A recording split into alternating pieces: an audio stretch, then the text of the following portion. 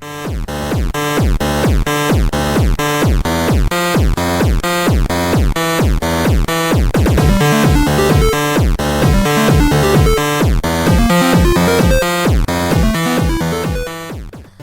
worry everyone, this isn't just a trailer for an updated demo version of the Impact Factor. That's right, it's a whole brand new episode of the show. The Impact Factor is what happens when two scientists and two best friends get together to talk about video games. My name is Alex Samocha, and I'm joined this week, as I am every single week here on the Impact Factor, by the guy who probably bought a waifu pillow during his visit to Akihabara, my co-host, Charles Fliss. No, my friend, I managed to resist. As many waifu as there were, they just didn't have the pillow for me. You know, this is episode number 5, and the only thing that could make it better for me would be a Five Guys burger, sadly not available in Japan, not even in Akihabara. They don't have any burgers in Japan, right? I remember, so you've talked to me about this before, because burgers are a very crucial subject, very close to our hearts. So, describe a standard American burger that you've had in Japan, and also welcome to BurgerCast. Oh man, okay, yeah, BurgerCast. Now this is my kind of show. Alright, first, some disclosure.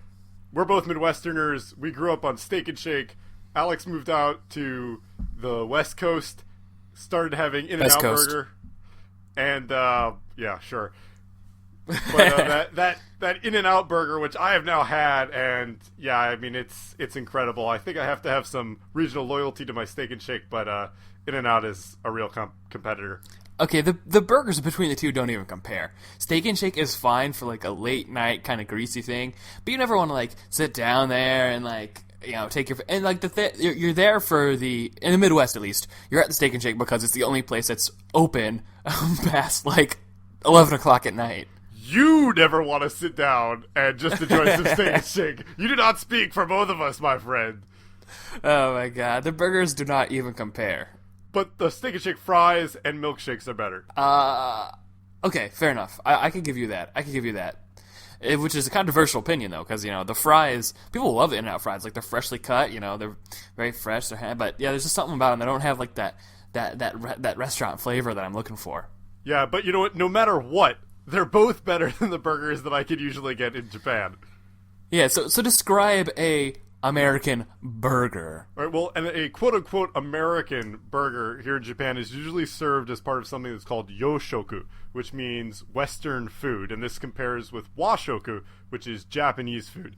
And yoshoku is kind of like American Chinese food. It's a genre of food that's like what Japanese people have as Western food, the same way that American Chinese food is not what actual, you know, Chinese food is like. And so a hamburger, or hamburger, in Japan is usually like just a patty. And it's actually usually served with like a hot stone, so you cut it up like a steak and then grill it on the stone to get it to the right level of, you know, rare or well done or whatever that you want as it. And this is where the Japanese call it, often call this a hamburger steaki, or hamburger steak, which is a concept that I don't think we really have in the United States. I think we need more of you just saying, like, these Japanese versions of American words. That's going to be the new podcast. Hamburger steaki. Hey, you know what? You got actually one of my favorite stories from my beginning time in Japan. Yeah, you get this right now at the beginning of the podcast. Oh gosh, folks, this is a podcast about video games. We swear. Burger Talk. Burger Talk has taken over, but we'll get right into it soon. Yeah, my first week in Japan, I went to a bowling alley, and I wanted to get some popcorn, and I look up on the sign, right, and I'm like kind of reading and struggling, because I really didn't know any Japanese at that point, and so I go up to the guy, and I'm just like, you know, looking behind the counter, and there, in the back, there's the popcorn machine, and it says on it, in big English letters, popcorn, and I'm like, okay, thank God. This is a word that's going to make it through. All right. And so I'm like, popcorn. I'm trying to use, you know, my politest phrases. I'm just saying popcorn, you know, with all this other stuff surrounding it. And the guy's just like, I'm so sorry. I don't know what you're saying. And I kind of look up at the board, and I'm kind of sounding out the phonetic characters up there. And I say, popcorn. And the guy behind us like, oh, popcorn! Why didn't you say so? Of course, I'll be happy to get that for you. I would love to get that for you. So I got my popcorn, but it's just, people here are not trained. Their ears are not trained to hear those sounds. So you have to pronounce it like steaky, or people won't know what you're saying when you say steak. It's an adventure. Yeah, well, I'd say probably more of them understand than people understand Japanese here, but that's a whole nother topic. Yeah, absolutely. Anyway. And I really want to praise the servers I've had for getting through me trying to pronounce their language. Man, yeah, that's true. But the impact factor is where I bring my perspectives as a biomedical scientist and combine them with, and usually against, Fliss's social scientist worldview to have great discussions about video games. So, Fliss, this was the week of, hey, all those things that you thought might have been come to E3, let's just have them this week. So, we got a lot of news, so let's get it started right away with some news and views.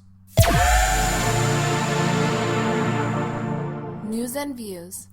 In an academic journal, News and Views collects the best of recent events and findings. Here, Fliss and I scour through the week in video game news to find the stories with the biggest impact. We got a lot to choose from, probably too much. Folks, we've been running long, so we might be moving very decidedly through these stories. So, Fliss, what do you think is the most impactful story this week? And really, you only have one answer. I only get one answer. I mean, you know what the answer is. All right, well, for me, the most impactful story is probably not what you're thinking about, but it's actually eSports. eSports? Yes, eSports. Something we've managed to avoid on the podcast. I mean, something we haven't talked about on the podcast yet. Yeah. Yeah, so... Okay, so what's this eSports story? eSports... Trying to skirt around the main story here. All right, I see how it is. Hey, I love sports. I'm a dedicated Green Bay Packers fan. I gotta represent St. Louis Cardinals and Chicago Cubs. Alright. Yeah, but eSports, I'm on the hype train for eSports. I want them to be a thing. I want them to be on ESPN. We're gonna get to fight about this, and I'm excited about that. But we have major company sponsorship, and this is a company not related to gaming in any way. Are you ready for this company? I'm ready. Okay, I'm prepared. I'm braced myself. What is it? It's my boy, the Gecko, with Geico, sponsoring Hearthstone and Heroes of the Storm. Blizzard bringing it home with traditional sports sponsorship here. My boy, the Gecko from Geico. Are we getting Geico sponsor money I don't know about?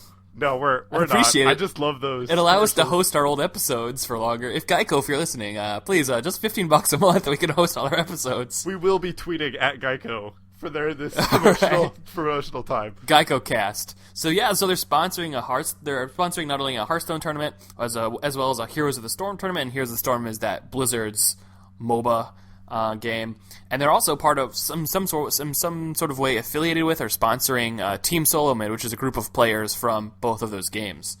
So yeah, this is significant because, like you mentioned, usually these sponsors for all these kind of esports events or even competitive gaming events, whatever you want to call it, because I'm not a huge fan of the term esports. I think it's a great term.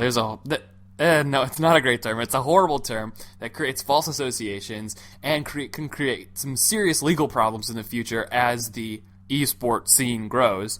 But I digress.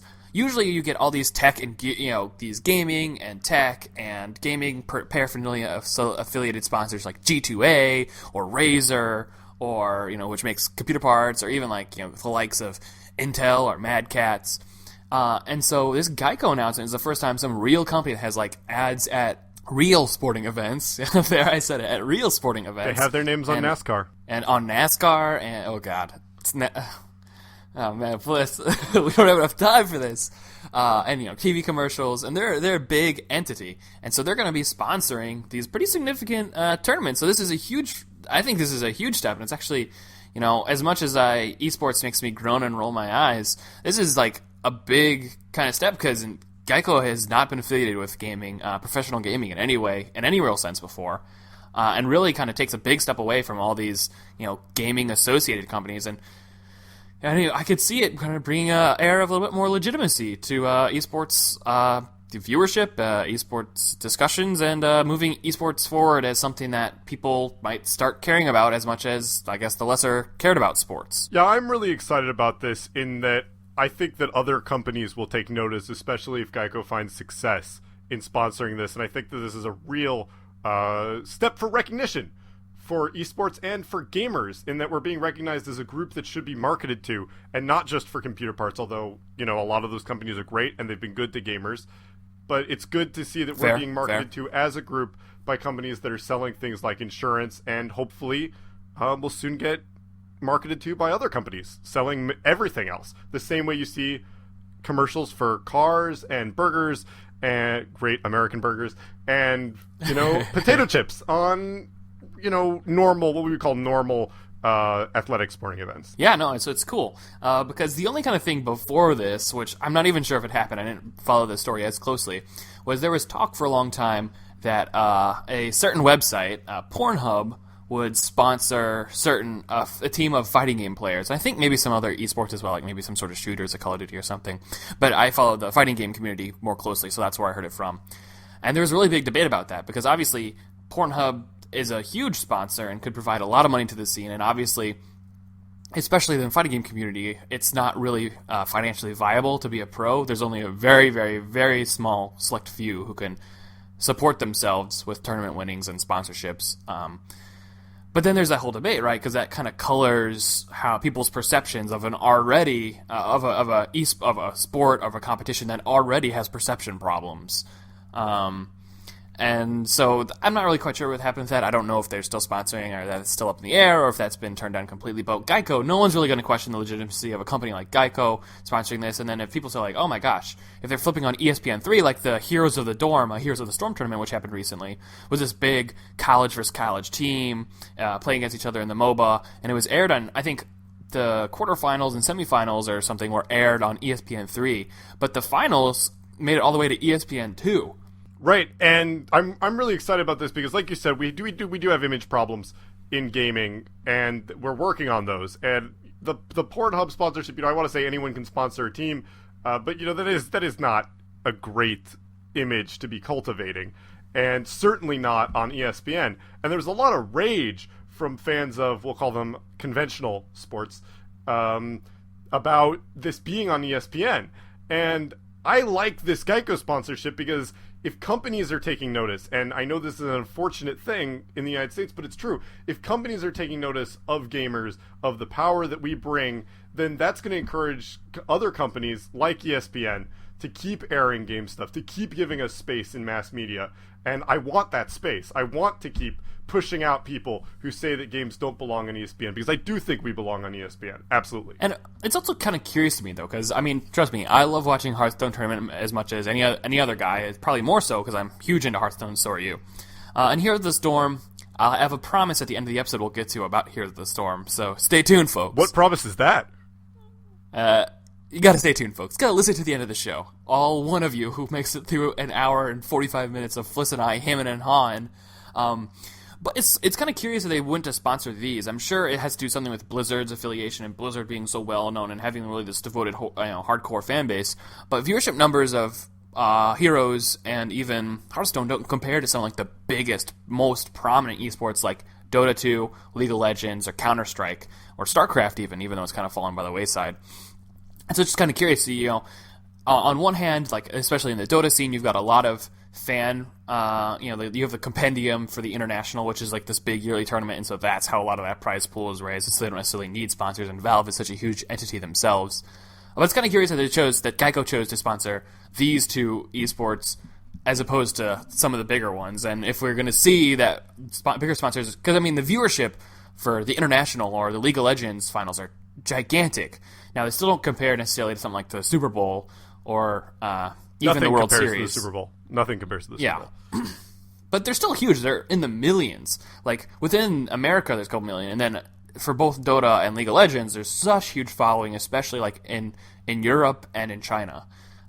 So I mean, I don't know. I don't know what this says necessarily. Maybe it's just some thing that Blizzard was able to navigate that companies like Riot Games for League of Legends or Valve haven't tried to negotiate yet. But I don't know. It's good either way.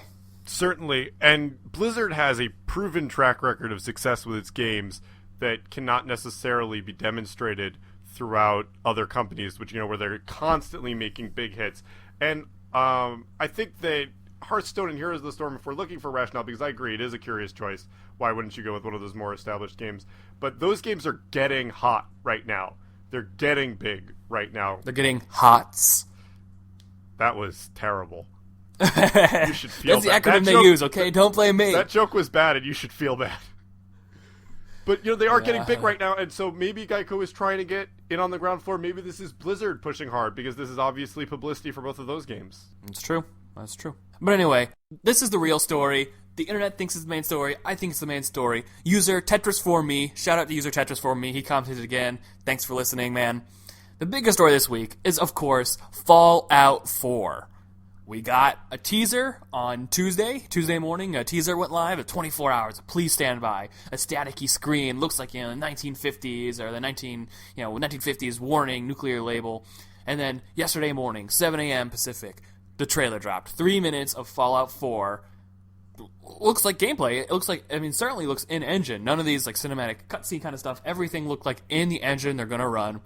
You run through, you get to see your dog companion and flashbacks and flash forwards to what was like before the nuclear fallout, and now in the wasteland, and the sights we're seeing. There's so much information in this little trailer. Just to kind of run through it quickly, it's clearly set in Boston. There's a lot of Boston landmarks. This had been speculated on for a while, especially because the team at Bethesda were spotted taking pictures of Boston landmarks a couple years ago.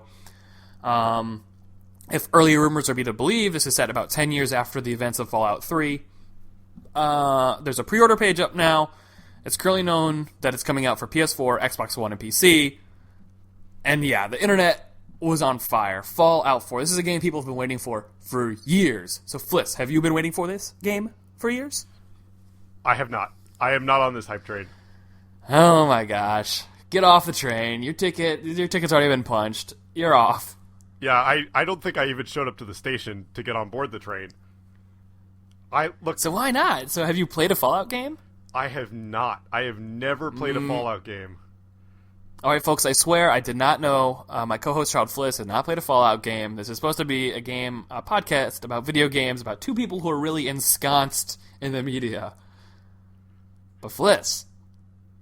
Have you ever played the original Dragon Quest, Alex? No, I haven't. Have you ever played a Dragon Quest, Alex? A demo. So how can you claim to be someone who likes JRPGs? Oh my gosh, I've played enough other ones. Anyway, moving on. So Fallout 4. Right. So Fallout 4. As someone who hasn't played the games and doesn't, I guess, know much about them, does this trailer grab you? Are you feeling some of the excitement? What are your feelings? Well, the trailer was beautiful. I gotta give them that. It looked great. And that was exciting. I thought that GameSpot giving us a frame-by-frame version of it was extreme. So goofy. And I also think that's kind of irresponsible journalism, but that's neither here nor there at this point.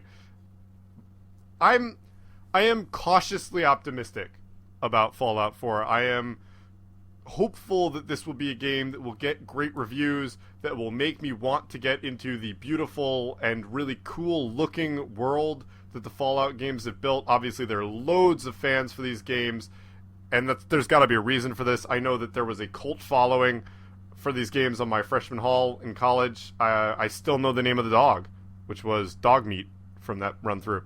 Yeah. So, that was a big deal. And this game is a big deal, and I just don't want to get excited about it until it comes out and it gets great reviews. And it's not broken. Yeah, so to be fair, Bethesda games have a pretty good history because they're such sprawling open world games with so much to do, so much to see, so much crammed in every nook and cranny of this map. And again, if an early rumor from a supposed leaker is to be true, this map is going to be 3 times as large as Skyrim, which is insane to think about because Skyrim map is huge. Yeah. So yeah, they're usually kind of buggy and glitchy and kind of messed up at launch. But I don't know. Fallout 3 was a fantastic game. I'm much more, to be honest with you guys, I'm actually much more of a fan of Bethesda's other series. I'm much more of an Elder Scrolls guy. I liked Fallout and I got through the story and I played a lot of the DLC and explored a lot of the world, but I never was as gripped by it. But I certainly understand people's excitement for Fallout 4. I'm excited to play Fallout 4. It's been so long since I've played something like Fallout 3. I mean, that game came out so long ago. And so this game's been in the works for a while. It must have been. So, Alex, what do you like about the Fallout games? Why should I be excited about Fallout 4? I think the best thing Fallout has going for it is just twofold. It's the world that it's set in and the emergent narratives that occur within the world. And so it's so interesting to have this, to explore this, barren wasteland, post-apocalyptic, America, in which it basically, some sort of nuclear fallout happened in the 50s, but it's this kind of weird futuristic 50s, so you have some robots, and so you just have all these different elements going on. You have all these kind of retro-inspired elements that are kind of buried between dirt and stuff, and you've got these cool mutated monsters that you have to face, and there's so much to go and see, and there's really stories everywhere in the world, and stories that you can make for yourself and explore.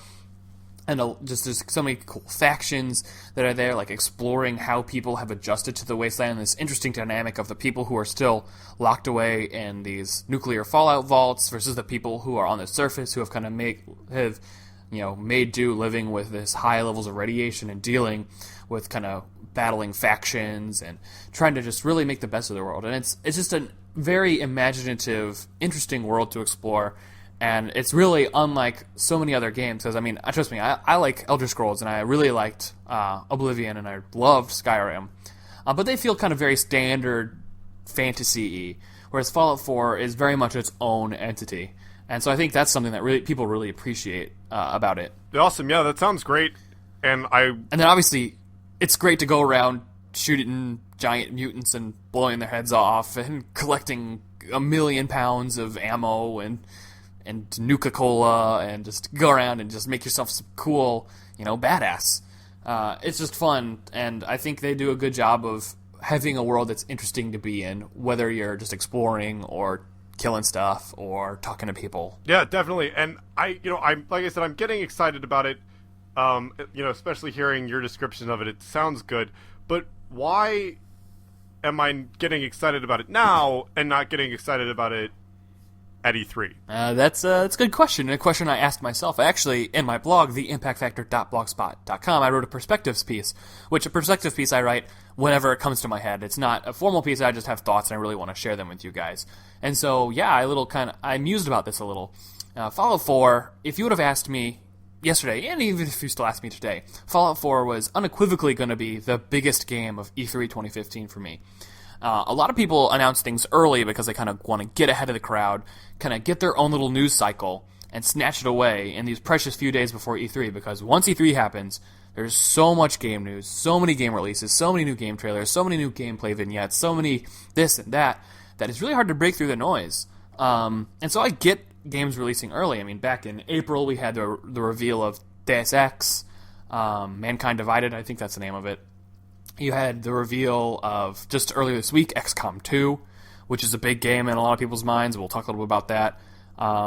We just had an info drop for Gearbox's new mobile-like first-person shooter, Battleborn, which is coming this fall. So a lot of people are trying to carve out this time before E3. But Fallout is a game I don't think needed to carve out this time before E3. They're so big, so I don't know what this 3-minute trailer, which shows us some stuff, but doesn't really tell us anything. It certainly doesn't tell us anything new, or certainly doesn't tell us anything we wouldn't expect to see already. I don't know what it does other than kind of sap away that excitement, because imagine this. All of us knew Fallout 4 was coming, right?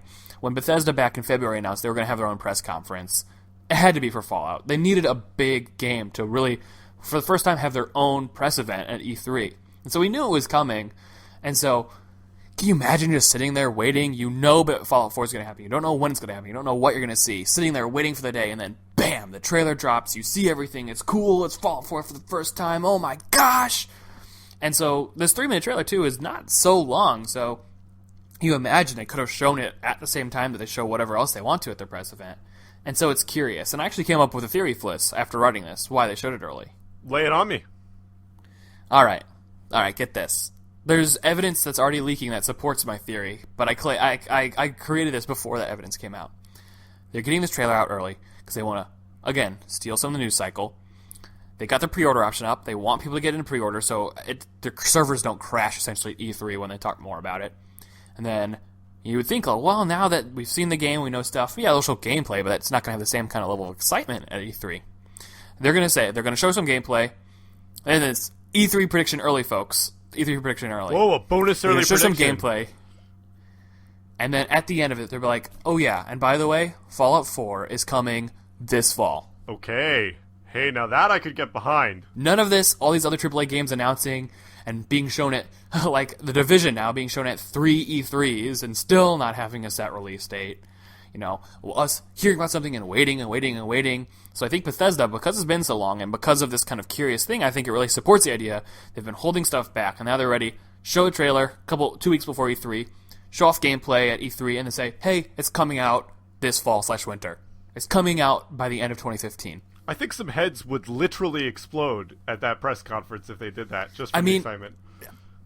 Retailer, there's already been some leaked information, like when you go on the pre-order page on the website, it's something like expected shipping in 2015. A couple other retailers have indicated a 2015 date. So evidence is starting to accrue that supports that theory, that it is in fact going to be out in 2015. So if they do get up there and say, fall 2015, Fallout 4, will you pre-order it? No, I'm not in the habit of pre-ordering games.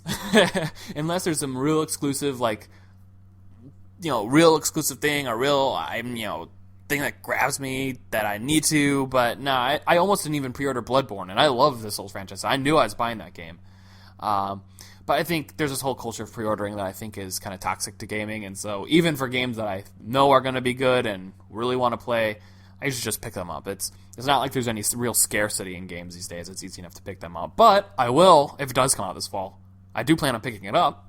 I'm very excited to play it. Yeah, so hey, speaking of Bloodborne and the Souls franchise, isn't there a rumor going on about Dark Souls 3? Yes, there is. All right, folks. So again, Fallout 4 is the biggest story. Everyone's freaking out.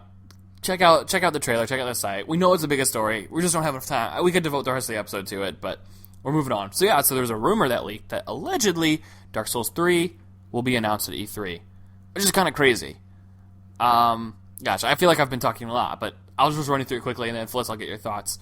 So the rumor stated that Hidetake Miyazaki, who is the director of Demon's Souls, Dark Souls, and Bloodborne, but not Dark Souls 2, would be the director again on this game, and that it will be shown in some capacity at E3, or announced in some capacity at E3.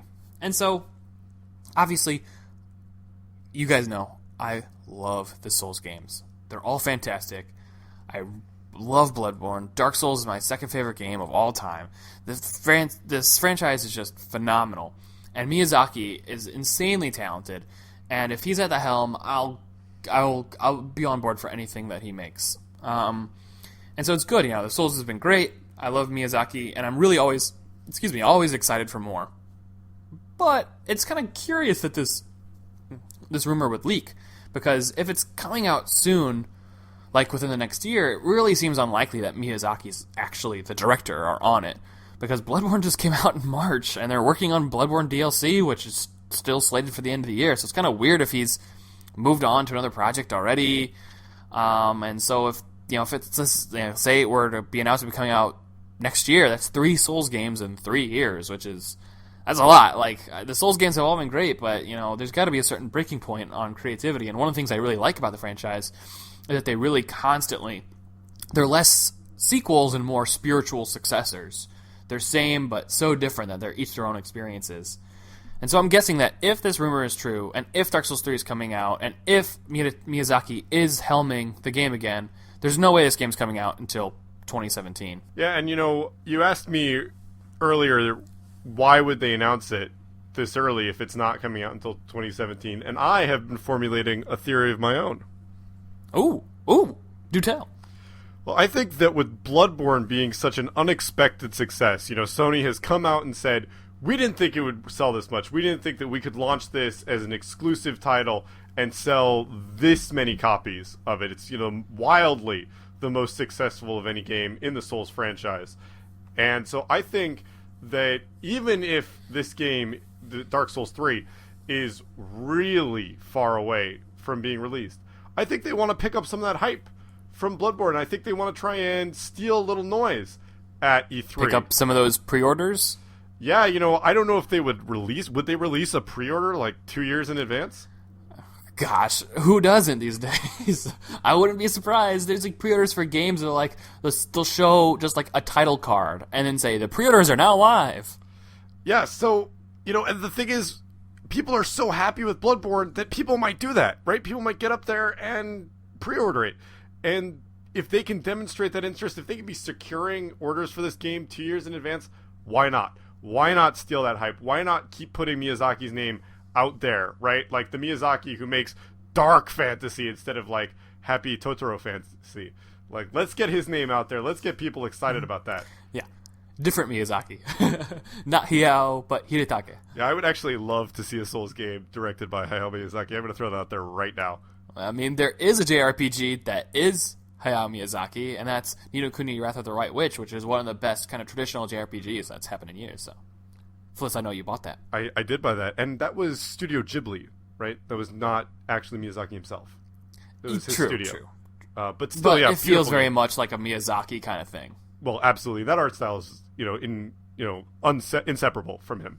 Yeah, so I think that, they're going to get his name out there, going to keep hyping it, because if anything, right, like we're riding this wave of creators putting their names out, building cults of personality around themselves, and why not try and do that if you're Sony? You've just had this stroke of luck, why not try and push it a little bit at this super big convention? You don't have that much to lose. I agree with you to some extent, but on the other hand, Dark Souls has, for its whole history, been a multi-platform franchise. And so, the first Dark Souls came out originally on the PS3 and 360, then later was brought over to PC. Dark Souls 2, same kind of story, except it came out at the same time on PS3, PC, and Xbox 360. I think there's a slight delay. And so, I mean, I'd be incredibly surprised if Dark Souls 3 came out as some sort of PlayStation exclusive. And so, I mean, I could definitely see From Software, at least, and Bandai Namco wanting to capitalize a little bit on this. But I don't know. I'm really excited. I will almost certainly get it and play it.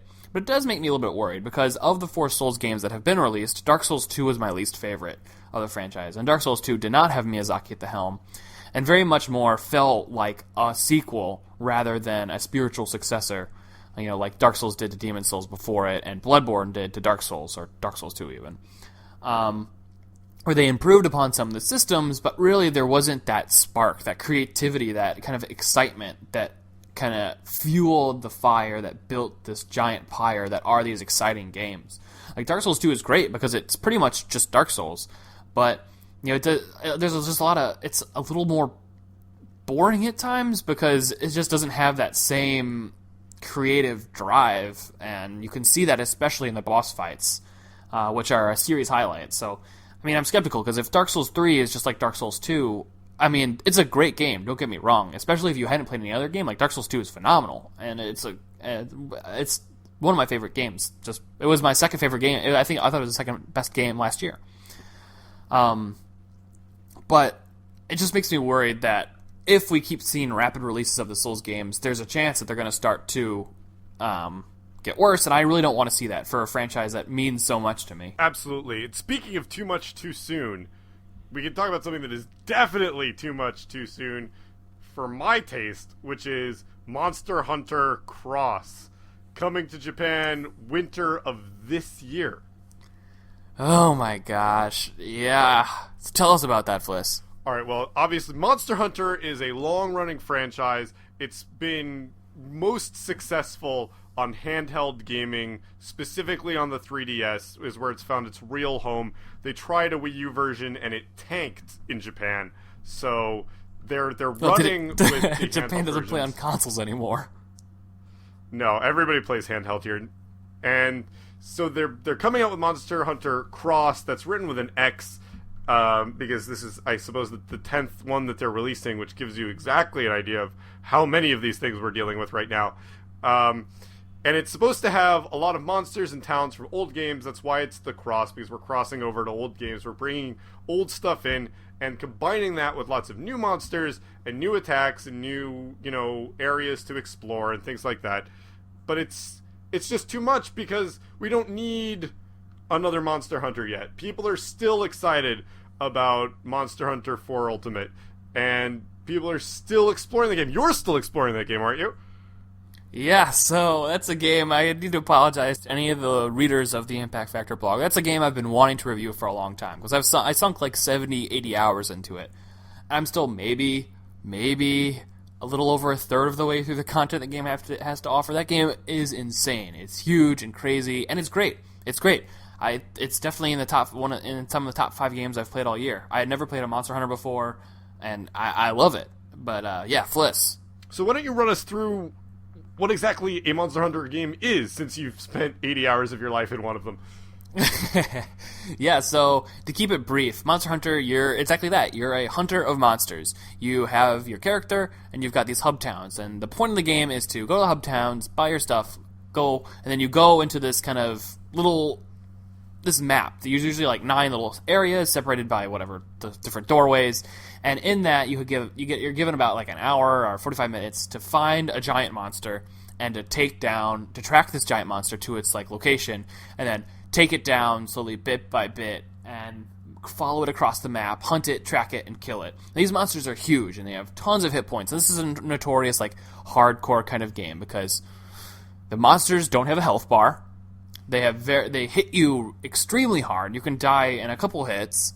And it's really all about knowing exactly the tactics, dodging at the perfect time, striking their weak points, mounting them and knocking them over so you can smash in their weak points, breaking off exposed areas, and really kind of understanding these giant enemies to fight them and know them. And it's a very heavy, deliberate game. You move and attack slow, so everything has to be really measured and titrated and pretty precise. I mean, there's still a fast action game, but it's really all about knowing the monster and knowing yourself and knowing what you can do.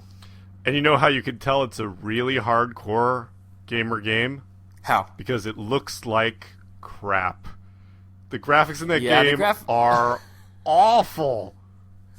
You get used to it. They look really bad in screenshots, but when they're playing, it's actually not so bad. But then the part of the fun, too, is when you kill monsters, you get like pieces of their item. Like you get scales from them or bones, and you can go to the crowns and craft new armors that give you stat bonuses or craft new weapons.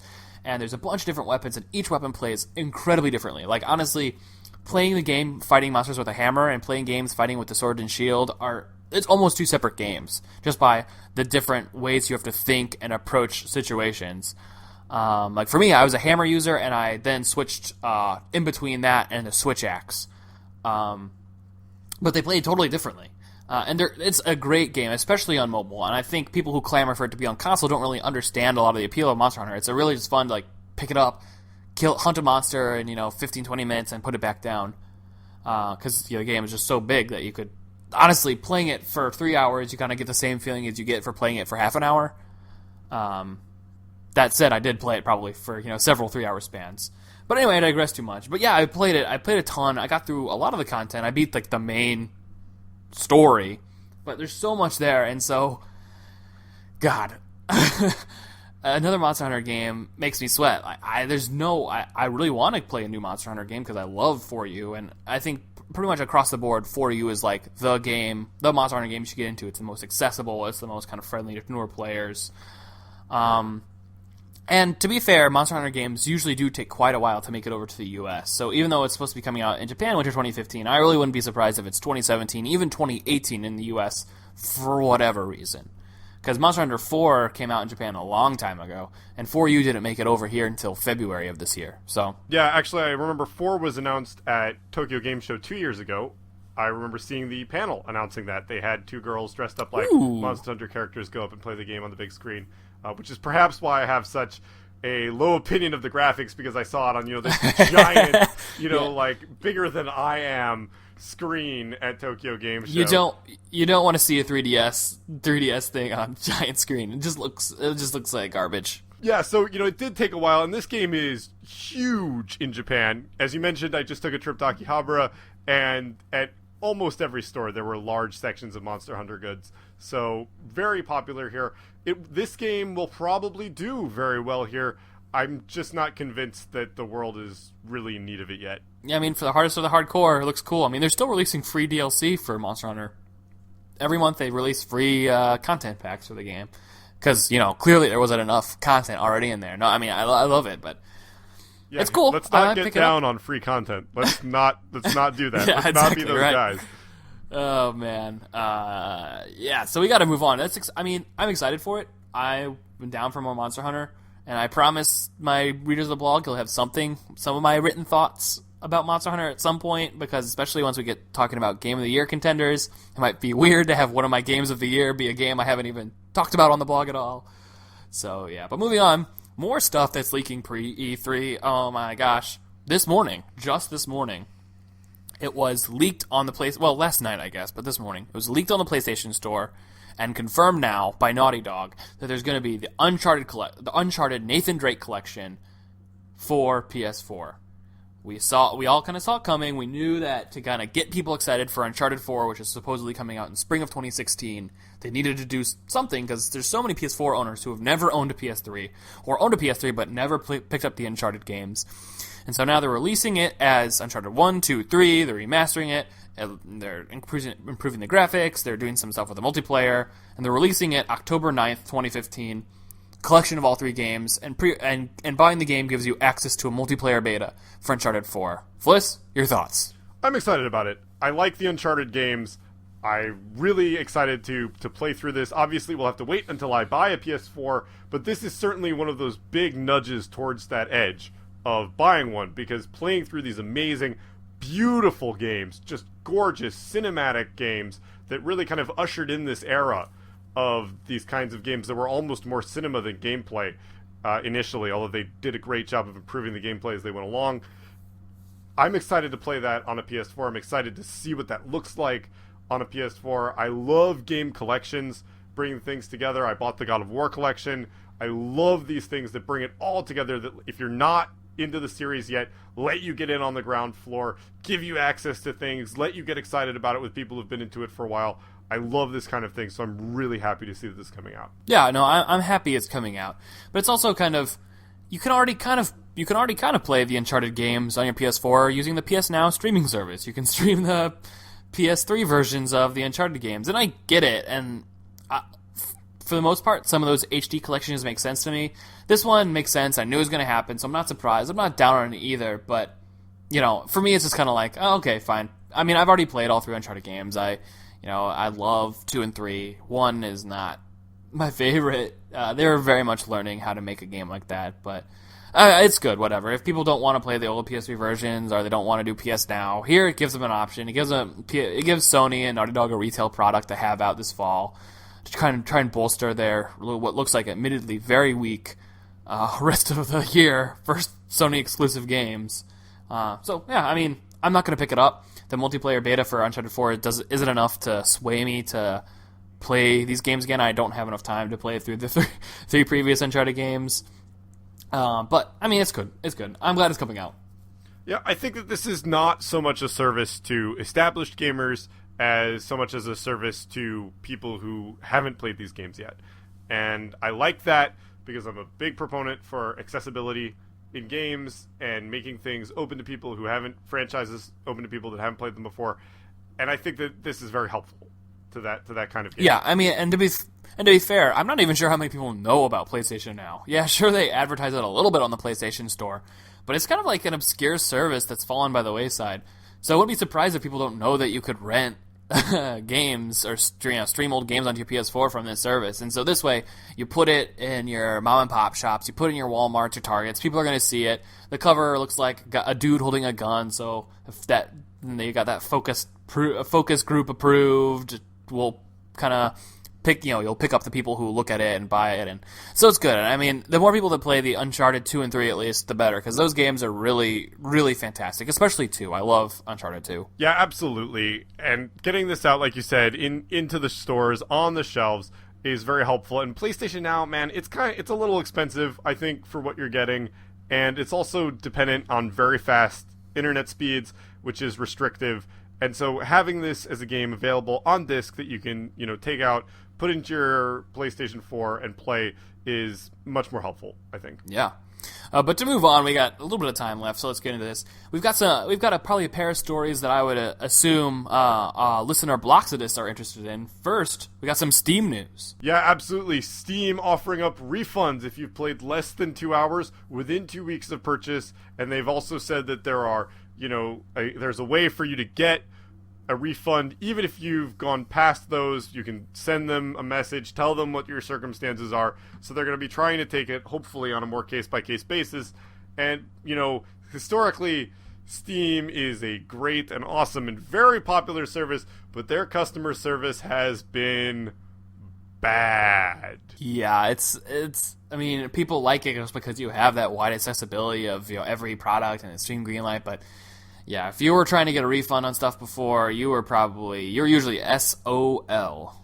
Yeah, absolutely. So giving gamers a recourse if they get a game they don't like, if they get a game and it's broken, if they get a game... Or even if they accidentally buy a game that doesn't work on their computer. Yeah, absolutely. And that's a big deal on Steam, right? Because every game you buy on Steam is going to be dependent on what your computer can actually handle. Yeah, so, I mean, we don't have to talk a lot about this. This is only good news.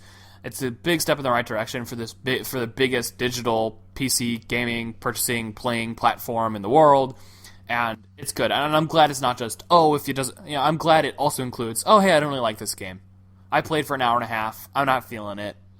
It, kind of straddles the line in that case of, kind of a rental or a demo. Essentially lets every game you play be a demo, which is nice. I mean, that's part of what prevents me, at least, from buying some games is I'm interested, but I don't want to sink the $15 to $60 into a game that after an hour of playing, I know that I wouldn't play it anymore. I mean, PlayStation Plus has acted in a good way for that for me, because there's this game that everyone raved about. Sorry, I had taken up some of the time here, but there's a game that really a lot of people raved about called SteamWorld Dig.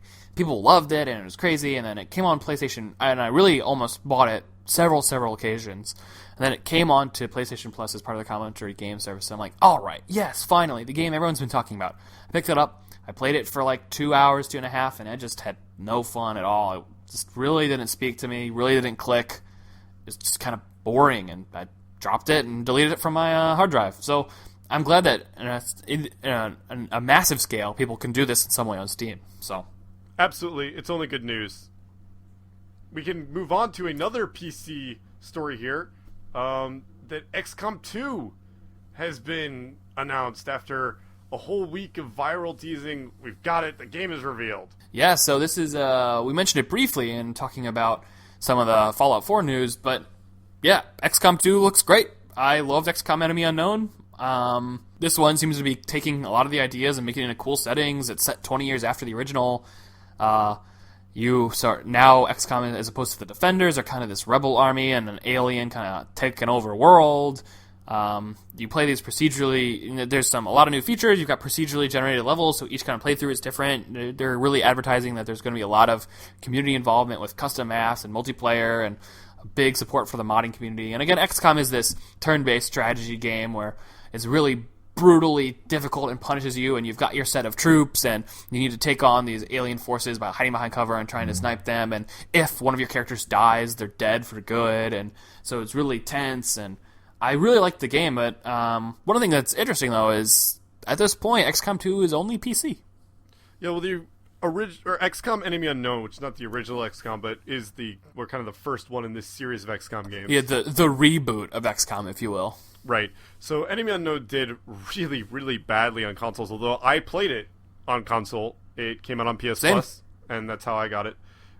And so, I thought it worked well on console. I enjoyed it on console. I'm kind of sad that it won't be coming out on console, but that doesn't mean I won't play it, because I'm really excited to see what it looks like and to hopefully get my hands on it. Yeah, it's curious, too, because XCOM Enemy Unknown was ported to iPad eventually, too, and people love it. I've heard that's one of people's favorite places to play it there, because it really kind of is amenable to the touch controls, and it's fun to pick up and play a mission or two. So I really wouldn't be surprised if even at E3 they talk about some consoles or even iPad for some future, or maybe they're just... I really suspect that they're going to use this hardcore PC audience to fund making XCOM 2 for other platforms. If it does well on PC, if a lot of people buy it, we might see it on PS4, Xbox One, iPad, something like that. If not, it might stay there. So I really suspect they're going to use the money from that to fund other versions, if that's going to happen. And I honestly wouldn't be surprised if they ported it over to iPad before they made any real firm statements about consoles. Yeah, I mean, again, you said low. It's real low. One of the reports I saw mentioned that on console, only 115,000 copies sold, which is abysmal. That is really bad. Yeah, those are just almost unimaginably bad numbers for any kind of game sales. So, hopefully it will be more successful, this new one. Hopefully XCOM 2 here will be more successful. And one thing that I want to really praise just in the concept here, we talked about spiritual successors versus sequels. And that's that this really feels to me more like a spiritual successor in that it's the same kind of world, it's the same setting, but we're changing up so much of the story and about the way you're going to be going through the story and kind of your own mentality as you go into it. And if you're someone like me who really likes to get themselves involved in the storytelling of a game, then this is a very cool new direction for it. Yeah. Absolutely. So let's move on. So this was the week of a lot of stuff at E3 being revealed early, and it's exciting for sure. You can tell we're excited, but it's also kind of sad because less and less surprises are going to be at E3. So we'll see. But we'd love to hear from the community the news items that you guys thought had the biggest impact. So please feel free to shoot us an email at impactfactorpodcast@gmail.com. So now it's time to put things in perspective. Perspectives is part of the show, when any number of things can happen. In academia, it's when investigators share their opinions with the community at large. Fliss and I are the investigators here. And for our perspectives, it's a revolving section where we experiment with what's worth discussing. Though, to be fair, it's been the same for, 5 episodes now? 5 episodes. 5 episodes. 5 episodes deep. So usually Fliss and I will pick out an editorial piece and discuss it together, which is what we've done today. So Fliss, tell us a little bit about our editorial piece this week. Okay, well, our piece this week is called Where in the World Did Blockbuster Educational Games Go? It's by Bryant Francis, and we got it at Gamasutra. And this article talks about wondering kind of what happened to the big educational games that were so prevalent in the late 80s and throughout the 90s. From big educational game studios like Broderbund and the Learning Company and the Minnesota Educational Computing Consortium. These are games like Oregon Trail, Carmen Sandiego, and Zoombinis. Did you ever play any of those games, Alex? I played all 3, actually. I was big into those blockbuster educational games. I loved Oregon Trail 1, but Oregon Trail 2 is really what got me. I had stuff like the theme song. It's dun dun dun dun dun dun dun dun dun dun. Okay, I'm going to stop there. I don't know if it's copyrighted or whatever, but you get the idea. I loved Carmen Sandiego, and Zoombinis was fun. Yeah, I played all 3. Yeah, I never played Zoombinis, but I was a huge Oregon Trail fan, and I loved Carmen Sandiego. I even liked the TV show, Where in the World is Carmen Sandiego? I mean, they had that sick a cappella opening. Hey, man, don't hate. I see the hatred in your eyes. Just let it go. Don't hate. It was a great show. I haven't watched it in like 18 years, but it was a great show. I don't imagine it holds up well. Yeah, and I wouldn't want to. I don't want to touch those memories. But in this article, Francis gives us some really awesome insight into what it was like designing, creating, and marketing these games in their heyday. And so can you tell us a little bit about that? Yeah. So something that's really curious for these is, as opposed to a lot of modern game development and what you would assume for a lot of especially education game development, they had really long prototyping periods in which they really allowed their creators to build these fully realized creative ideas. And it was always for them, for these 3 companies at least, a balance between expressing their creativity with education. They were trying to make games that were fun first and foremost, and then incorporate educational elements. And I think with the 3 examples that Fliss just mentioned, that's absolutely true. I had so much fun playing through Oregon Trail, and I had so much less fun playing through Carmen Sandiego, because that game was hard. But I had so much fun playing through those games, and they taught me a lot. And for me, like, those were the games I played. Like, I didn't care that they were educational or think that they were educational. I had fun playing them. I don't think that Carmen Sandiego was actually that hard. I think you're just terrible at geography. I'm good at geography. I don't know. I remember being really crappy at that game. I don't know what it is. Zoombinis was good though. I liked it especially because Zoombinis I was better than other people because it's like a math-based kind of logic game where you have to do a bunch of like problem solving and puzzle and number stuff and calculations. I mean, okay, these are kids games, so I'm not like talking about differential equations here, but I still like people be stuck. I'm like, let me get these Zoombinis. I can get them moving. Yeah, full disclosure here, had I played Zoombinis back then, I probably would have been terrible at it, and would have been asking you for help on it.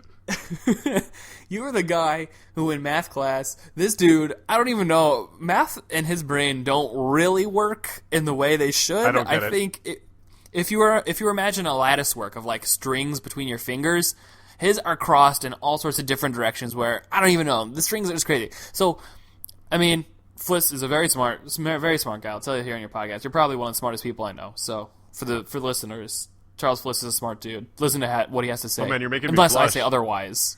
Unless I say otherwise, because in that case, I'm right and he's wrong. Hey, hold on. But the way you solve a math problem is like everyone would solve it like the same way, like the way you're supposed to solve it. And this dude would have like 3 pages of random chicken scratch, crazy, would be doing all sorts of weird stuff that doesn't make any sense, and he would still come up with the right answer somehow. I don't even know how that happened. It would just take like an extra hour for me to come up with that Like if you answer. assume like the question is something, this is oversimplified, but if it were like 5 plus 3 equals 8, most people just add 5 to 3. But he'd be like, all right, you multiply 5 times 20, and then you divide that by 10, and then you're gonna have to carry that over. Like, and then he would come up with 8 too. But it's like, why did you do all this stuff, Fliss? Why? You know, in my defense here, I scored consistently higher than you on our geography exams, which we competed at. Okay, So, like 1 point. Let's not. I aced that geography class too. Come on, man. Anyway, so the educational games I'm talking about. I'm just saying, you still don't know where Helsinki is. Oh god, it's been so long. I probably don't. There's a geography category on Jeopardy last night that I was watching, and I was like, oh. Hey, you know, I'll give you a break on that one. Jeopardy is there to make you realize how much you used to know and have now forgotten. Exactly. Yeah, I was at my peak at Jeopardy, like first year of college. I was killing it. Anyway, oh my gosh, we're getting way off track here. So like all industries, it wasn't unexpected that these 3 big companies fell by the wayside. That just kind of happens. Companies get big, they fold, people move on, create new companies. But one of the things that really killed this blockbuster educational system was the move to bulk sales. And so these games became so popular, and this kind of retail market space for video games was a relatively new phenomenon, that they moved, for the most part, to like big sellers like Costco and Walmart and like big stores like this, where the companies bought in wholesale. And so they had these huge pallets of games, and they had to drop the prices to get this inventory to sell, because when you're selling thousands of copies of games to a retailer, you're going to lose a lot of money unless you sell through. And so this diminishing sale price meant diminishing returns and diminishing profits, and then as games inevitably sell less over time, there's a lot of this unused stock that's just wasted money. And so they really didn't give the companies a lot of room to make a profit, and unless the game was like a big hit, so they lost money, and then the companies ended up getting bought out or folding. But the real surprising thing here, and one which Francis can't really comment on because nobody knows why, is unlike so many other industries where titans fall and a new giant takes their place, nobody has really taken over the mantle of creating these big blockbuster, fun, creative, AAA educational games.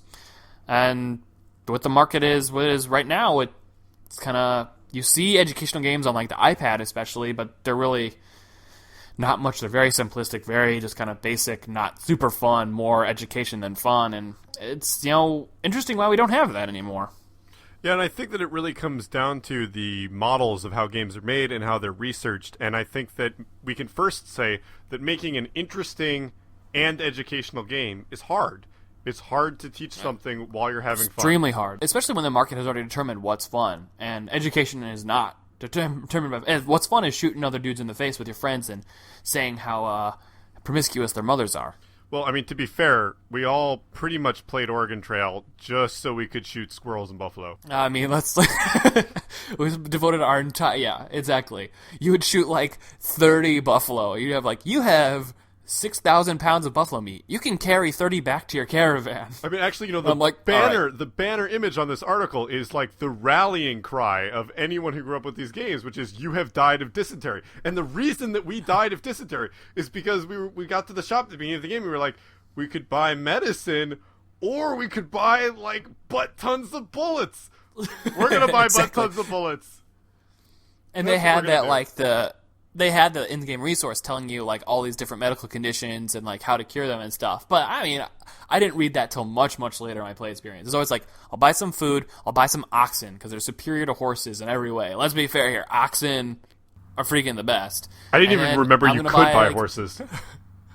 I'm going to buy 10,000 bullets. And then I'm going to shoot all of them at that squirrel. All of them. Oh, man. And just never ford the river. At least we all learned that you never ford the river. No. Don't ford the river. Go to a crossing or take the ferry. Do not ford the river for the love of everything. Don't ford the river. Just don't. But yeah, so it's interesting when you think about it like that, because a lot of us didn't really use those games for educational purposes, but you still kind of learned. I mean, I still learned about dysentery and, that's some of the wildlife, and certainly the geography, like crossing the Snake River was always like a big thing. And the consumption. Oh, consumption. Oh, man. The biggest crap was when it was like a mountain lion attack or a snake bite, because you couldn't do jack about that. Yeah, if you didn't think to buy the antidote, and let's face it, when we were all in the shop, we were just like, snake venom antidote, I'm never going to need that. And you needed it. But, I think you make a great point there in that, because we weren't playing them to learn, we were playing them for these kind of hidden games, if you will. Because, let's face it, we all felt like we were getting away with something. We were sitting there on a school computer shooting things. Because we weren't playing them for the learning, but we were learning. It was this kind of ambient learning that we were soaking up when we were playing these games. And, like when you're playing Where in the World is Carmen Sandiego, you were learning something about geography because you were searching for Carmen Sandiego. You were driven to understand the geography because you needed to remember it. You needed to remember these facts about these places in order to find her, in order to catch her. So you had a real objective to use this information in a very kind of RPG-like way. Yeah, that's absolutely true. And I think that's part of the problem is because there's so much less money in the development game space for educational games, it's very much the people who their primary objective is education and less so is about making compelling gaming experiences. And I think you get into some problems with that. You end up creating games that teach you a lot but aren't quite fun. And so they ended up teaching you not much because you can't get through them. And I actually have been thinking about this a lot since, you first sent me this article. And this is jumping off a little bit from the article into our own thoughts, but what I would love to see is a Telltale-style game that is a way of teaching history. I think you could do some amazing things with that kind of game style, where you're like maybe doing something like, especially, talking about their Game of Thrones game, where you're in the Game of Thrones world and you're meeting characters from the books, but you're acting as a character who does not appear in the books and has his own story, and you're interacting with all this stuff that is kind of real in the sense that it's canon, and you have some control over what your narrative does. And so I think you could do some amazing stuff. I mean, can you imagine like an American Civil War game, right, where you can command like a group of men at a battle, and so you can have an outcome on like what happens to the people in your group, but like the battle will still happen the way it happened in history. I mean, that would be amazing. That'd be really cool. Actually, I hadn't even thought about that. That's a great idea. So long as you don't have to like play the South and they try to make the South sympathetic. I'm not interested in that. Yeah, well, I mean, no war of northern aggression. I don't want to hear about that. I mean, don't you mean the Great Rebellion, Alex? Oh, yeah, the Great Rebellion, War of Northern Aggression. But no, that's a great idea. So there's so many... Quick fun fact. There's so many opportunities for games like that. Yeah, fun fact, the Great Rebellion is actually what it's referred to in congressional records. It is the Great Rebellion. Oh, God. I mean, most of those records were written in, like, the 1870s, so... Come on. But yeah, so I think there's a big void that's been left by these games and hasn't been filled for over a decade, almost 2 decades now. And so I think the time is right. And hey, if any of you guys want to listen, Telltale, if you're listening, hit up Fliss and I, because we'd love to collaborate with you to make us some historical games. That'd be really cool. So again, that article is titled "Where in the World Did Blockbuster Educational Games Go?" and that's by Bryant Francis on Gamasutra. We'll link that in the show notes. So, Fliss, now that our work is done and logged, let's get into our experimental methods.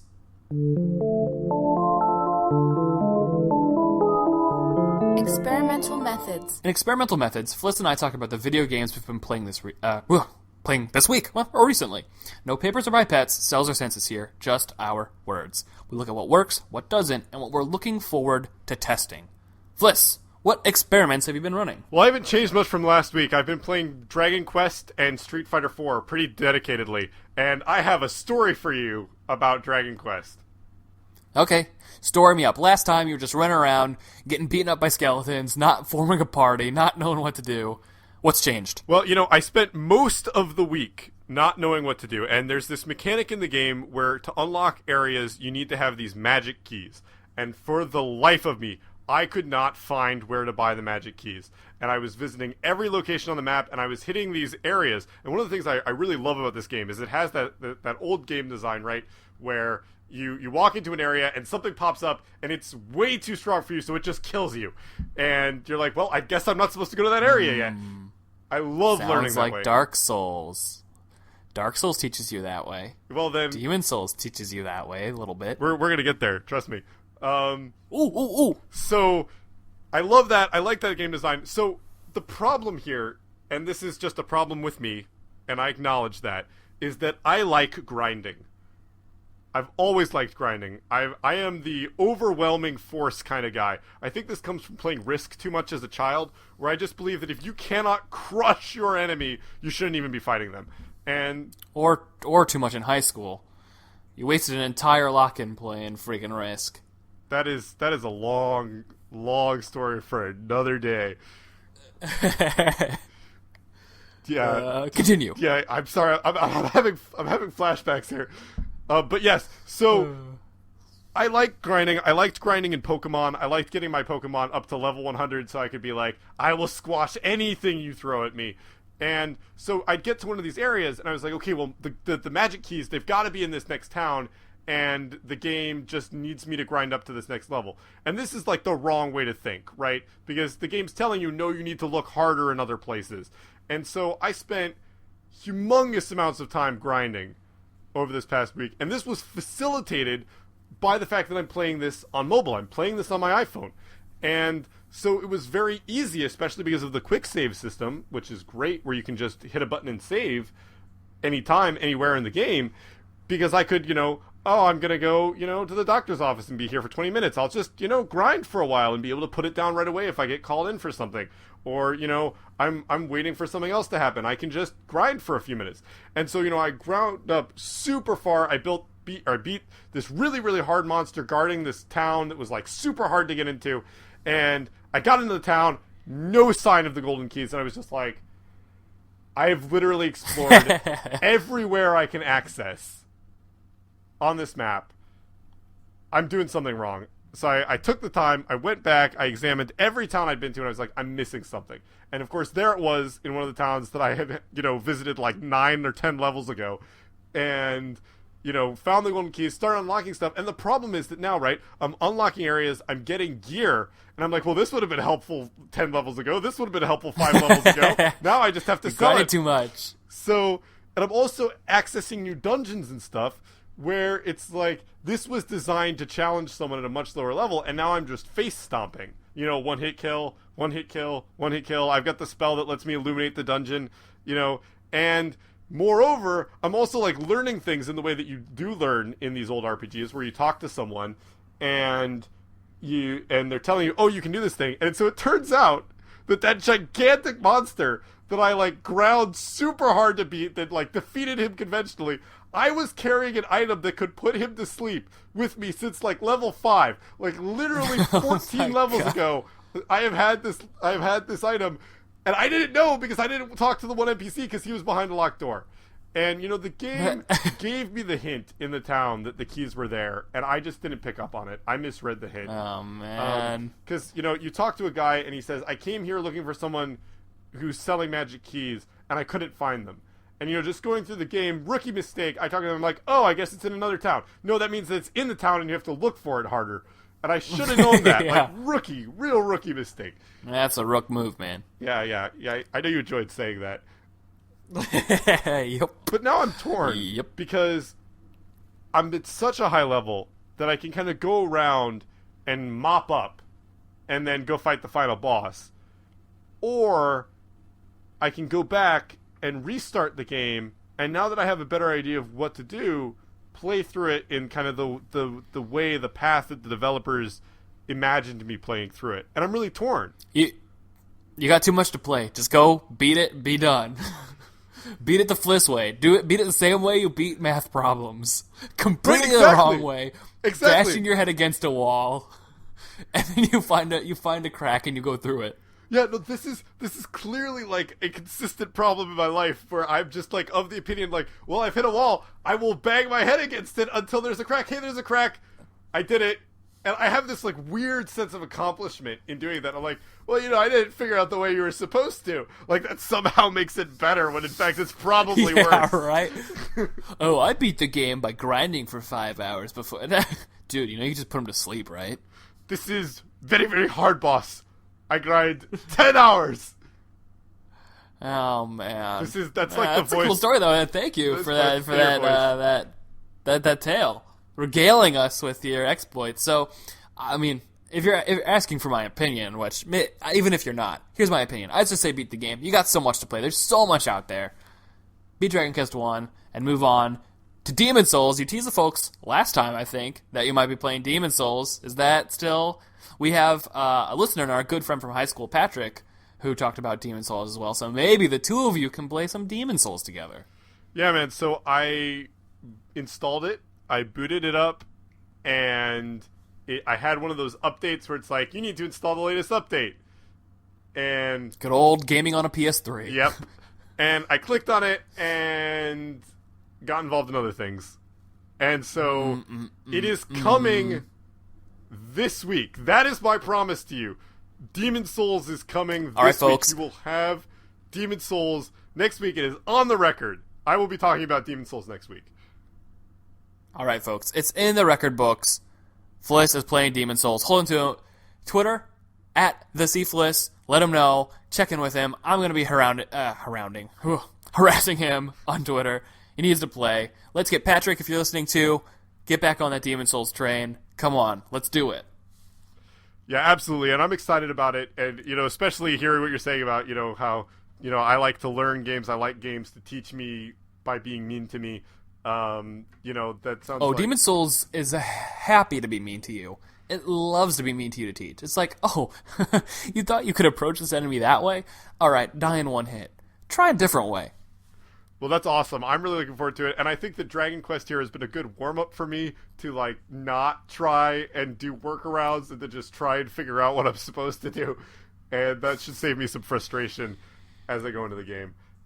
Though, to be fair, I've played a lot of those old-school RPGs, and Demon Souls is even more obscure at times, and the Soul series are even more obscure at times than what you want to be doing. So, I know, you're definitely opposed to it, but if you feel like you're completely stuck, you don't know what to do, I highly recommend not checking a walkthrough, but checking the wikis. The wikis are these fan-created things, and they've got a lot of information and resources, and I think they're well worth checking out. My brother and listener, Tetris for Me, has been talking about about Dark Souls, and he said he was struggling. He got through the first time, and Dark Souls has this area in the very kind of first area of the game. There's two different routes you can go. One, you go up these stairs, you go into a city, which is the way you're supposed to go, and the other way is down through this graveyard, through skeletons, and into this crypt, which is the way you're not supposed to go. It's a very late game area, but they put it right next to the beginning because they're like, hey, we're going to teach you. If you fight a group of enemies that are too strong for you, you probably shouldn't attack them. You probably shouldn't be going that way yet. Yes, the enemies are hard, but if you, like these skeletons, if you kill them and they come back to life, chances are you're there before you're supposed to be. But this kid went that way from the very beginning, busted his butt, got deep into this crypt, and then Dark Souls doesn't allow you to teleport, so he got stuck in the crypt because he tried to get his way out. And so basically, he just had to restart, and now he's restarted from the beginning, got going the right way, and is using the wiki not as a walkthrough, but just to help guide him through some of his experience, and just like, hey, I'm not sure if this is the right way, I'm not sure if this is what I'm supposed to do here, to just kind of help you along. And I think for the Souls game especially, that's not something I would look down on at all, because they are challenging, and especially for your first Souls game, for my first game, Demon Souls, I did check the wiki sometimes, because there are these moments where you're like, is this really what I'm supposed to be doing? I'm not sure where I'm supposed to be going. And then the more you learn the Souls formula, the more you understand the mindset of Hidetaka Miyazaki, you can understand. Like, so Bloodborne, I played it at release, so there were no guides, and I got through pretty easily. Of course, that was the most linear of all the games, but, Dark Souls and Dark Souls 2, I didn't use a guide either, and I got the way through there as well, but I think they're helpful. So I know you, especially if you beat your head against a rock for Dragon Quest, where this game is really old, you could have just looked that up. Yeah, well, I thought about that. I was tempted. And actually, if I'd been a kid, I would have long ago connived my way into a Borders to look at a game guide to figure out where I was going wrong. But no Borders. R.I.P. Yeah, we miss you, buddy. But, I didn't want to look it up. I wanted to try and figure it out on my own, and I'm kind of sad that when I did figure it out, I'd been so stubborn. Because, it's not like I didn't enjoy the grinding. It was fun. I mean, I was enjoying the game. And I had to be really careful about it to try and grind up as quickly as possible. But it was a little sad to then, walk into these areas and think, man, now I'm way overpowered for these. So we'll see what happens. It's definitely a game that even if I do mop up now, I will go back and play through again. If not right away, then certainly after a while. But hey, man, enough about my games. What are you playing? All right, just as a brief little footnote to that, Demon's Souls is a game that you can never be too powerful. The Souls games are games you can never be too powerful. You're never going to steamroll enemies. So don't worry about that. You can grind your heart's extent and still get killed in 2 hits. So yay! I'm looking forward to it. I'm so looking yay! Hooray! I'm happy. So I played a lot of games this past week. First and foremost, I thought I was going to talk about it, but I did it, folks. Congratulations song, or celebration song. Celebrate, celebrate, celebrate. I beat Persona 4 Golden! Yes! Yeah! It's done. Oh my god, this game is fantastic. If you have a Vita and you don't have Persona 4 Golden, what are you doing? If you don't have a Vita and don't have Persona 4 Golden, what are you doing? If you haven't played Persona 4 Golden, what are you doing? What am I doing? This game is amazing. Pretty much, Fliss, what are you doing? This game is amazing. It's fun. It's heartfelt.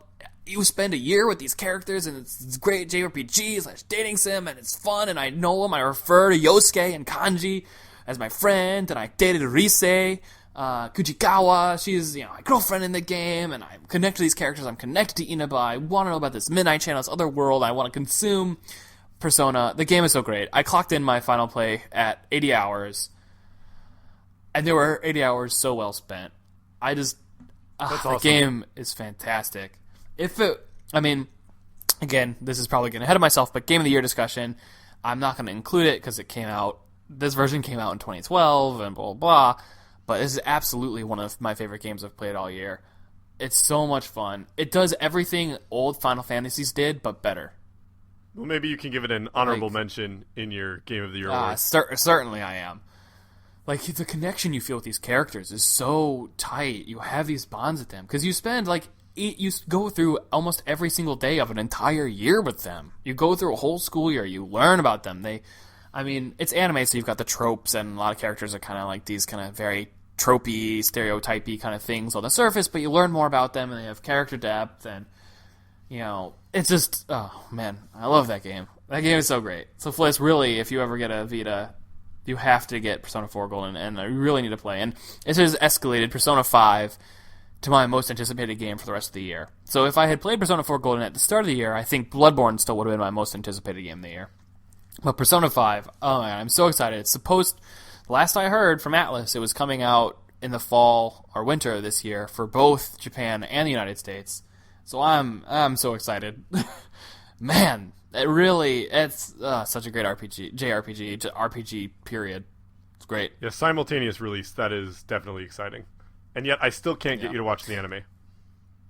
Nope, never gonna watch it. I'm telling you, that feeling of closeness and familiarity and spending a whole year of my life with these characters, the anime is not gonna give me that same vibe. It's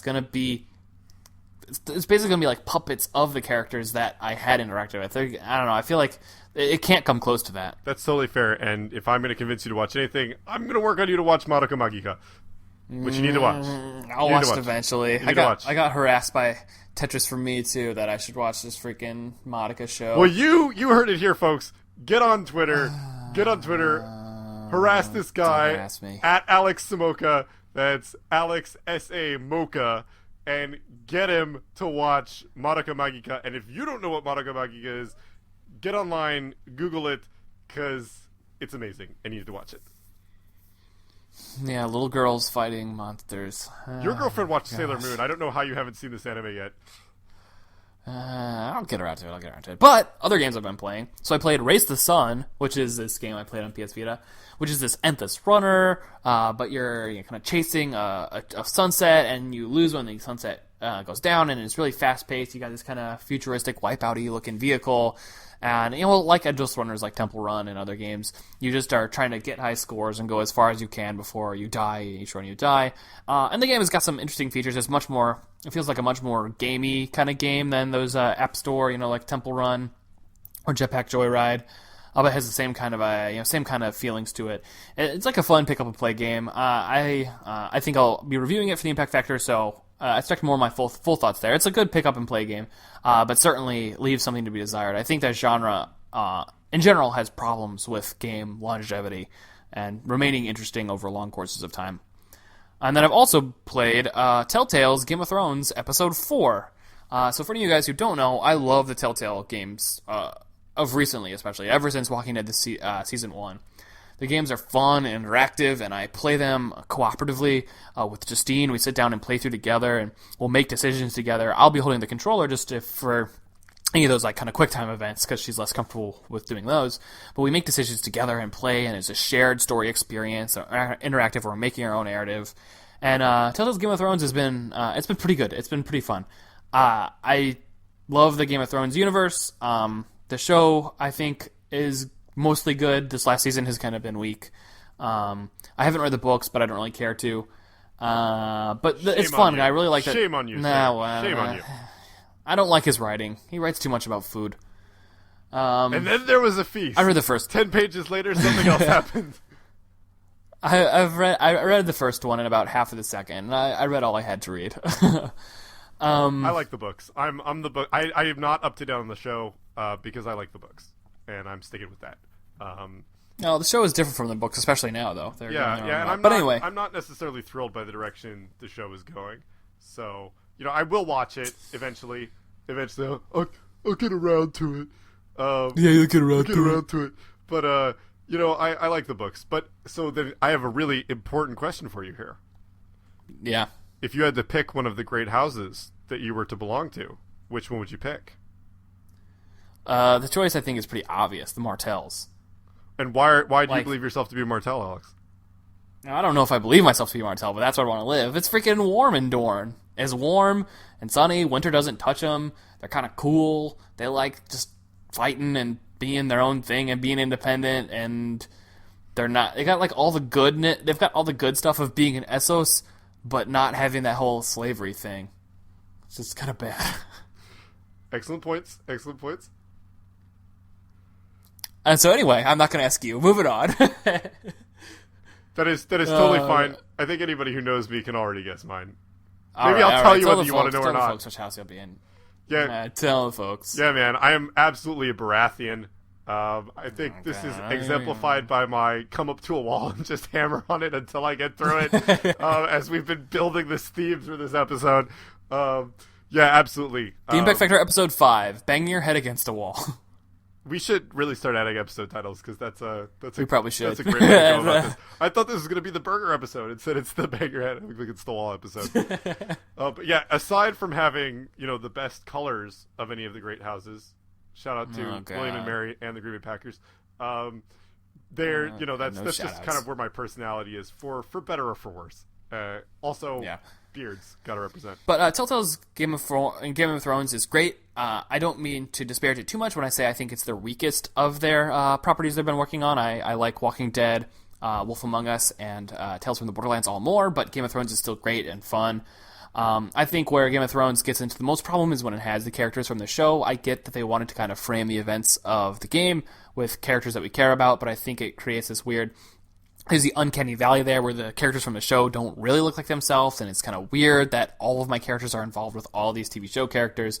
And I think the game is at its best when you're playing as these House Forrester, which is the house that they're really exploring in this, and really having all these unique characters, because Telltale creates such compelling, such cool, interesting characters to play as. So there's a lot to like, and for fans of the show, I recommend it. For fans of the book, I recommend it. Fliss, I'd actually recommend you pick it up, even if you don't play the show, because it's like the same kind of stuff as the books. I'm it's actually fun. It's through very fun. episode 2. I'm not up to date, but I'm through episode 2, so I'm really enjoying them. Yeah, I absolutely agree. I think they're great games, and I also completely agree with you that they're at their weakest whenever you're interacting with people from the show. For sure. And they're a little bit slower moving than other Telltale games too, because usually the usual Telltale season is broken out into 5 episodes, and this one is 6. Stuff takes place a little bit more gradually, but I'm liking it. I love Telltale. I think they haven't gone wrong yet, and even though Telltale, I think this Game of Thrones is their weakest, I'm still chomping at the bit for every new episode. So I recommend it. And taking really too long to tell you everything is really kind of in keeping with the spirit of the books anyway. Exactly. They got to keep it honest. So, yeah, though, I would highly, highly recommend, though, Walking Dead, Seasons 1 and 2 are phenomenal. Even if you don't like the show, the game is way better than the show and is way better than the graphic novels. It's the best version of The Walking Dead you could have. And Wolf Among Us was surprisingly, really took me by surprise. It's a great game. It's fun. It's interesting. The Fables universe is really cool. And Tales from the Borderlands, I love it. I mean, I'm biased because I love the Borderlands universe. I've played through all the Borderlands games. I've played through both Borderlands 2 and Borderlands the pre-sequel with Justine. We played split-screen co-op through the whole games, and that's really fun. It's really something we share together, and so it's really fun to play that. But it's great because the other 3 games, Game of Thrones, Wolf Among Us, and Walking Dead, are also serious and dark, and I like that. But Tales from the Borderlands is kind of light and funny and goofy, and it's fun to have that kind of comedy. So yeah, that's it. Those are the games I've been playing. I'm looking forward to playing a lot more now. Now that Persona 4 is finally off my playlist, I got some openings here. And so I mentioned this earlier. I teased it. So I'm going to be playing. I'm going to be playing some other games too. But this weekend, Fliss, I've got to. I'm sorry, I've got to do it. This weekend, I'm going to give Heroes of the Storm a real, honest effort. I'm going to try and play it. Oh man! I'm going to try and jump into the MOBA scene. It's been out for a long time, and closed beta, open beta came out recently. I got a closed beta key a while ago. I downloaded the game but never jumped in. The game officially like full open released on Tuesday. It's been out. I've been hearing the praises for it from a lot of people. I mean, at first there's the initial, like, all these Dota and League of Legends guys like, oh, Heroes of the Storm is crap, it's too simplified, it's too boring. But for me, I tried to play some Dota 2, and it was just way too complex, and I knew I'd have to sink probably like 30 hours just to learn it. I don't have the time for that, especially since I'm running these games on my freaking laptop. I'm not a big hardcore PC gamer, so I'm doing it. I'm jumping into Heroes of the Storm this weekend. I'm playing it. I want to see how it is. Jeff Kanata from the podcast DLC has been singing his praises for like a year. I'm going to do it. I'm going to jump in. All right, man. Well, I can't wait to hear your thoughts about that. And I myself actually may be doing some MOBAing in the near future, and so we'll get to talk some MOBAs here on the podcast. Ooh, what MOBA? Well, I've... You're going to do Dota? Yes, listener Bloxidus has been really after me to get into Dota and give it a shot, and with you trying HOTS, I think we could have some cool discussions here. So... Yeah. Well, I mean, I've seen Bloxos' Steam profile, and that kid has like 1,000 billion hours into Dota 2. He can play, from what I understand. He can play. Yeah. So yeah, maybe I have some MOBA talk, because that's a genre I've felt guilty about, because it's so big these days. And I watched the international, that tournament for Dota, and Here's the Storm is whatever, but I feel like I'm missing out. It's such a huge phenomenon, and I play, and I don't know. One of my big things, and we're running a little long here, is moving around with clicking on a map is just so foreign to me now. I hate it. I tried playing Dota, and I could not, like, moving the map by mousing over to a corner and moving the map that way, and then clicking. You did not play enough real-time strategy games as a child. No, I didn't like real-time strategy games as a child. Shame on you, man. Total War? That's no Total War. Even StarCraft. I mean, I'm terrible at StarCraft, and I know it's a great game. Oh, I mean, I played Warcraft back in the day.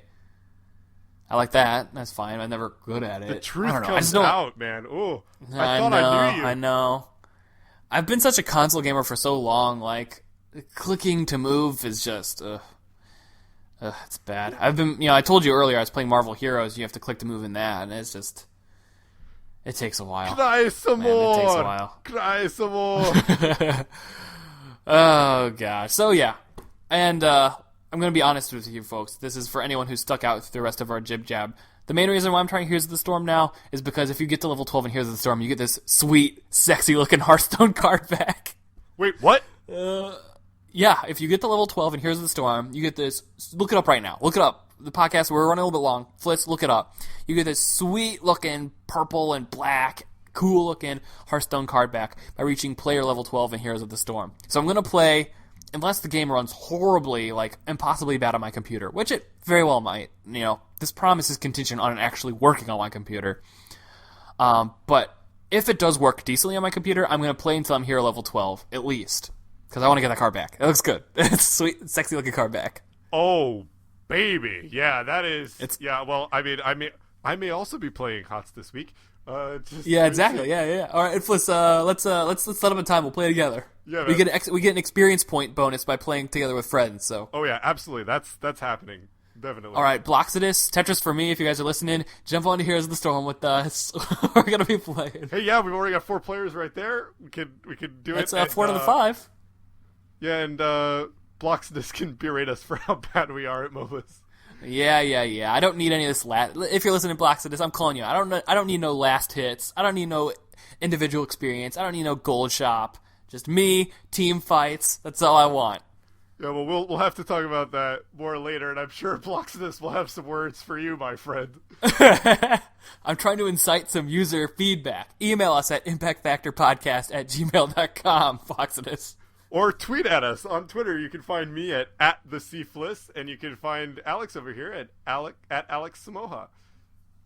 All right, so Fliss, let's have some concluding remark. The people have already been listening to us too long. This podcast's too long for you. Well, you know what I am thinking about this week that is not video game related is actually movies. I'm thinking about Hellboy. We covered last week what a ridiculous fanboy I am for Guillermo del Toro, and yeah, absolutely. I mean, I walked into a shop in Akihabara where they had a beautiful display of Pacific Rim toys and a photo of Del Toro standing with the Pacific Rim toys. And I was just like, I'm occupying the space that was once occupied by Del Toro, and it was incredible. I know, you almost spent 10,000 yen to buy a Kleenex he sneezed in. They were selling at the shop. If they had been selling at that shop, it would be in a box on my shelf right now. Like, I have Del Toro's DNA. Like, guarded by, like, action figures of Gypsy Danger and one of the kaiju. Absolutely. Gypsy Danger, the best one is definitely Cherno Alpha. What? That Mark 1? Cherno Alpha is by far the best Jaeger. A Mark 1? Yeah, this Mark 1 that lasted till the end of the Jaeger conflict. Before getting drowned. Spoiler alert. Sorry, guys. If you haven't seen Pacific Rim already, that's your own fault. No, come on. Cherno Alpha is the best Jaeger. Dude, I'm just saying, Gypsy Danger, she's sleek. She's got those swords that, like, chainsaw swords that pop out of her arms. I mean, incredible. I mean, honestly, like, the coolest one is Striker Eureka, but screw those guys. Yeah, nobody likes them. Their fancy new Jaeger. No. But yeah, so Cherno Alpha. I'm thinking about movies. I'm thinking about Del Toro's movies, and I'm thinking about Ron Perlman putting out a request on Twitter for people to tweet #Hellboy3 and to try and get it trending, to try and show that there's interest in it. So I'm putting in a personal request to anyone who hears this. Get on your Twitter account if you have one. Make a Twitter account if you don't. And tweet about Hellboy 3, #Hellboy 3, out there on Twitter, because that's a movie that I have wanted forever and would, really want to see. And if they made a Kickstarter for it, I would just start throwing money at it because I want to see that movie so bad. Absolutely. Hellboy 2 was very good. And Hellboy 1's okay. Hellboy 1 was a passable, entertaining movie. Hellboy 2 was a really good movie. Yeah, fair. And I think Hellboy 3 could be great. And Ron Perlman and Del Toro both on record saying that they really believe in the story that they have for Hellboy 3, and I really believe in them, so I want to see that. You heard it here, folks. I'll throw a tweet at it. Why not? I wouldn't mind seeing Hellboy 3, so... Well, I'm glad you could spare me a tweet, Alex. I'll spare you a tweet. I'll throw a tweet your way, you pauper. Yeah, man. So what are you thinking about this week? What do you want to leave people with? I'm thinking about how I probably should get to work, so let's go into the conclusions. All right, well, 5 episodes in, and it feels like we're maybe starting to get the hang of this. And you know what that means? We got to change it up and do something that we are completely unprepared for. And that means that next week we will be breaking from our usual format to bring you a special edition E3 Predictions episode! Nice, you did a good job of doing that Nintendo voice there. E3 Predictions episode! Thank you. Yeah, but that's right. Everything we think that will be at E3, everything that we want to be at E3, everything that we're desperately praying won't be at E3, we're going to talk about it. This immersive game environment. It's epic immersive scope. In an open world environment. Nice, yeah, we gotta have our NPR thing going on there. Yeah, man. Welcome we to our E3 Predictions episode. That was uncanny. Oh, no, thank you, man. So yeah, we want to hear what you think is going to be at E3 as we get ready for our predictions. And we want to hear what you think about this episode, about video games, and we would love you to talk to us on Gmail, and we'd love you to talk to us on Twitter. For me, you can find me at @thecfliss. That's at THECFLISS. Also, please do check out my blog, Fliss of the North Star, for my thoughts on pop culture, Japan, and more. I update every Monday and Thursday, and this week I updated on time, and I posted pictures from my recent trip to Akihabara. You can see the photo of that case that I took while occupying the space. And the waifu pillow he bought. I did not purchase the waifu pillow. I did not. Okay. Maybe I bought you one, Alex. No. But yeah, check out those pictures. I really enjoyed taking them, and Akihabara is a great, very interesting place.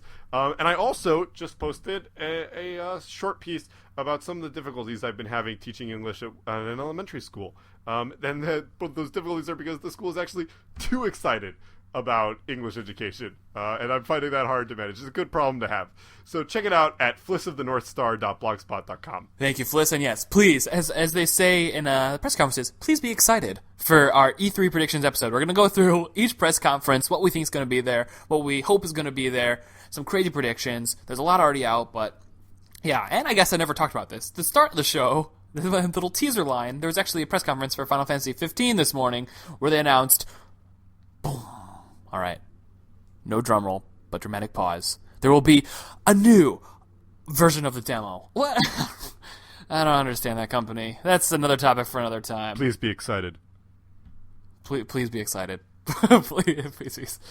Oh, man. But anyway, so that's next week. And there's going to be some announcements there for what the Impact Factor is doing at E3, so tune in. Please tune in. Awesome. So if you're hearing this now, yeah, right. So if you're hearing this now, chances are you found it on our SoundCloud, which is soundcloud.com/theimpactfactor. Or, I guess we should finally start repping this. We're on iTunes. I don't know if any of you guys take your podcast through iTunes, but if you do, please look us up on the iTunes store. Just look up The Impact Factor, or The Impact Factor Podcast will show up. And subscribe to get direct downloads of episodes each week. So we mentioned this a little bit. Fliss and I don't make any money off this show, and it costs to host old episodes, so our older episodes are disappearing on our SoundCloud and on our RSS feed, which maybe we'll get around to solving. But if you subscribe on iTunes, you can download each episode, and once you have that episode downloaded, you're good to go. You have it forever. Or if you make sure to check our SoundCloud each week, you can download the episode and have it forever. And then again, for an archive of all our old episodes, we have our YouTube account where you can listen to all of them there. But please, if you do go on iTunes, rating us there and writing reviews would do a lot to help us get found and help other people to listen to us. So please, if you can, take the time, give us a rating on iTunes Store, even if it's not great. I think any rating helps. So Fliss and I would really appreciate that. Yeah, please do check us out on iTunes. And also, if you want to hear those old episodes, do go to our YouTube page, give us a like, give us a comment, let us know what you think. And Alex, you're posting some neat other content on our YouTube page as well, right? Yeah. So, like Fliss said, for an archive of our old episodes, you can check us out on YouTube by searching the Impact Factor video games. But I've been posting Spelunky daily runs there. I've been getting more into streaming. I heard some demands from some of my friends that they would be more interested in that.